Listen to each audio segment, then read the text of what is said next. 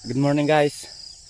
Bali, gagawa lang ako ng update sa ating mga taro o gabi na request ng isa nating ah, viewer dyan sa taas. So yan guys. Bali, hindi naman tayo nawawalan ng harvest dito guys. Tingnan, pasilip natin para makita nyo.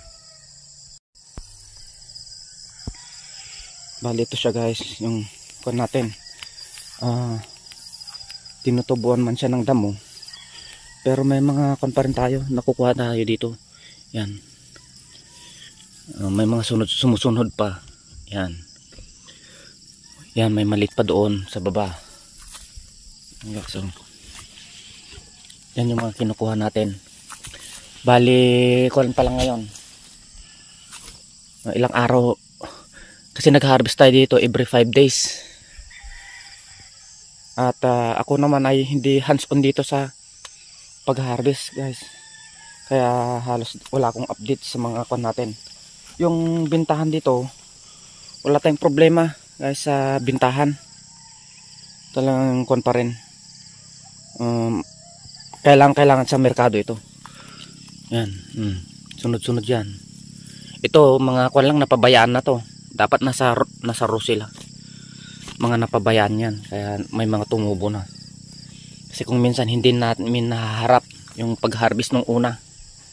Dahil sa nakafocus tayo sa talong. Pero sa ngayon ay meron na tayong tao na siya na bahala dito. So, ito sa isang kuwan, dalawa na yung lumalabas. Kung yung taro natin guys ay lumalabas sa may stick na, ay mas maganda, mas matataba. Yan.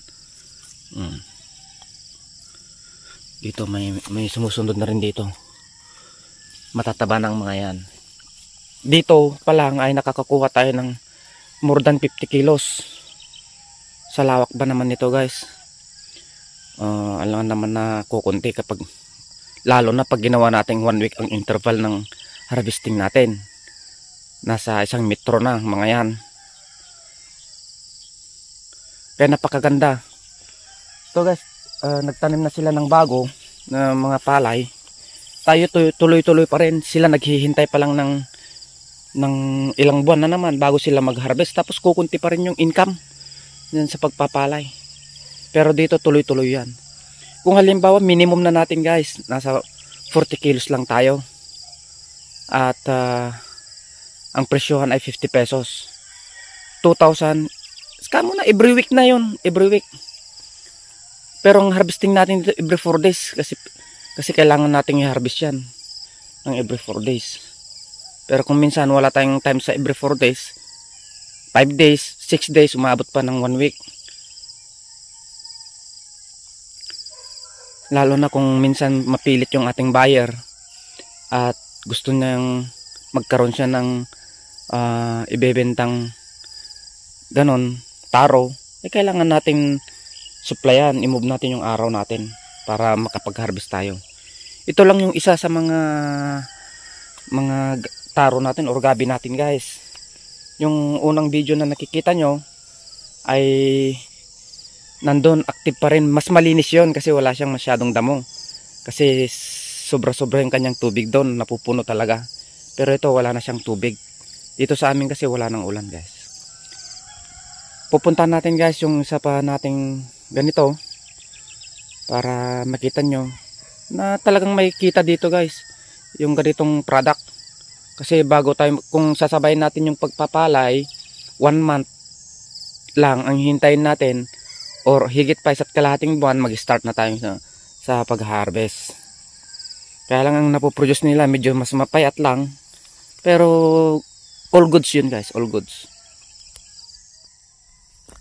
At ito naman guys yung isa pa na kung natin ng unang video natin. May mga gumagapang, mas mahaba yung mga nandito guys. Yan.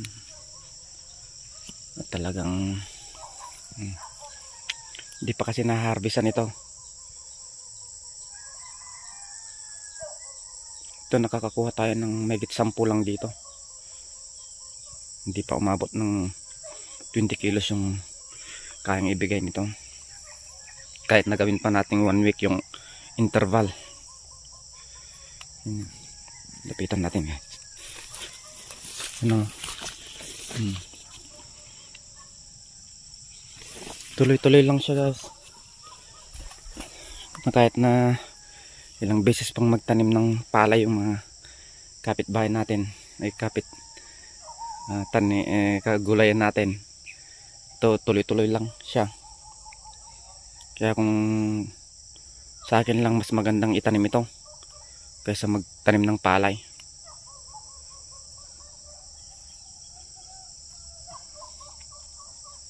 So yun lang guys, yung update ng aking mga tanim na gabi o taro. Salamat guys sa panonood.